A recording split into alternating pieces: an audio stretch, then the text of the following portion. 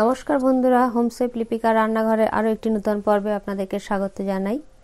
আজকে বানাবো বেগুন আলু বড়ি দিয়ে পাবদা মাছের ঝোল। রান্নাটা আমি কিভাবে করি তার জন্য পুরো ভিডিওটা আমার সঙ্গে আপনাদেরকে থাকতে হবে। তাহলে চলুন শুরু করা যাক আজকের রান্না। মাছটাকে প্রথমে কেটে ধুয়ে পরিষ্কার করে নিয়েছি। এবার লবণ আর হলুদ মাখিয়ে নিলাম। এবার কড়াইতে দিয়ে দিলাম 3 চামচ সরিষার তেল। রান্নাটা কিন্তু এখানে সরিষার তেলেই বানাতে হবে, তাহলে রান্নার স্বাদটা অনেক ভালো হবে। প্রথমেই কিছুটা বড়ি এখানে তেলে ভালো করে লাল লাল করে ভেজে নেব। এখন শীতের সময় বড়িটা দিলে ভীষণই ভালো লাগবে, তাই বড়িটা ভালো করে লাল লাল করে ভেজে নিলাম। এবার ওই তেলের মধ্যেই আমি মাছগুলো ভেজে নেব। পাবদা মাছ খুব বেশি ভাজতে লাগে না, একটু হালকা করে ভেজে নিলেই হবে। আর পাবদা মাছ এমনিতেই নরম মাছ, পাবদা মাছ কড়া করে ভাজতে লাগে না।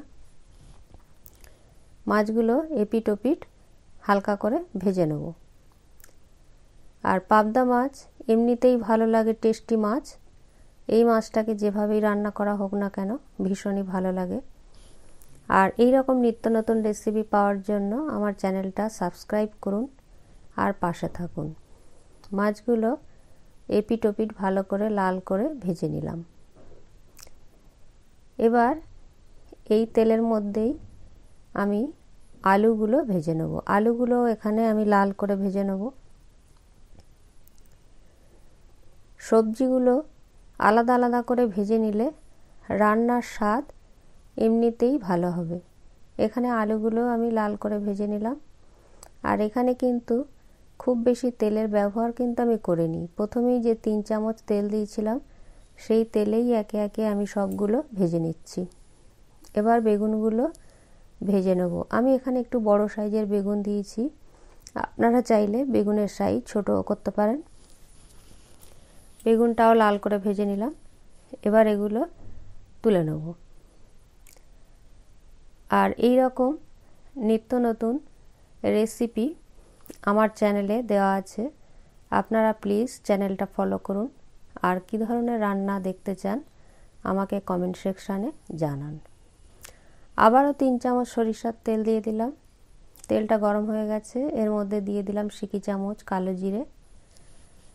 কালো জিরেটা একটু ভাজা হয়ে গেলে তারপর একটা টমেটো কেটে আমি এর মধ্যে দিয়ে দিলাম। আর তেলটা যাতে না বেশি ছেটকায় তার জন্য আমি অল্প একটু লবণ, একটু হলুদ দিয়ে দিলাম।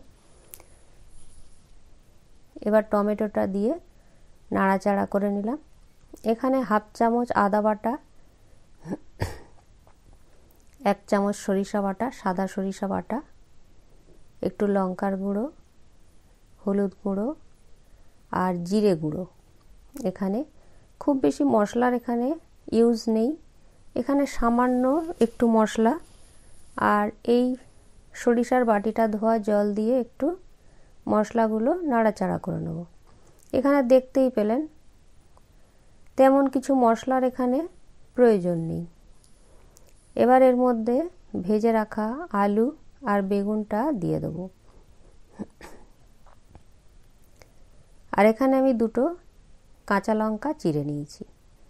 এবার এগুলো দিয়ে একটু ঢাকা দিয়ে রান্নাটা করে নেব।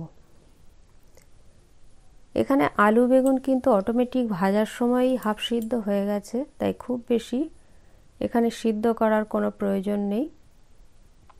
এবার ভাজা বড়িগুলো দিয়ে দিলাম, দিয়ে একটু নাড়াচাড়া করে নিয়ে আবারও ঢেকে দেব। ঢেকে দিয়ে 2 মিনিট রান্না করে নেব। তারপর আবারও একটু নাড়াচাড়া করে নিয়ে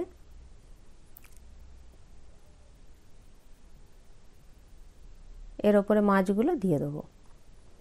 পাবদা মাছ নরম মাছ, পাবদা মাছ খুব বেশি সিদ্ধ করারও প্রয়োজন হয় না। এবার মাছগুলো দেওয়ার পর এর ওপর থেকে অল্প একটু জল দিয়ে আর ধিমে আঁচে এখানে আমি রান্নাটা কুক করে নেব। এখন শীতের সময় আপনারা চাইলে ওপর থেকে একটু ধনেপাতাও দিতে পারেন। সাইড দিয়ে একটু জল দিয়ে দিলাম। এবার একটু ঢাকা দিয়ে 2 মিনিট আমি রান্নাটা কুক করে নেব। আর এর ওপর দিয়ে নামানোর আগে একটু সরিষার তেল দিয়ে নামিয়ে নেব। এতে রান্নার স্বাদটা হবে ভীষণই সুন্দর। এই রকম নিত্য নতুন রেসিপি দেখার জন্য আমার চ্যানেলটা সাবস্ক্রাইব করে আমার পাশে থাকার অনুরোধ রইল। আর এই মাছের ঝোলটা কেমন লাগলো কমেন্ট সেকশনে জানাতে ভুলবেন না। আজ এই পর্যন্ত, দেখা হবে নেক্সট কোনো ভিডিওতে। নমস্কার।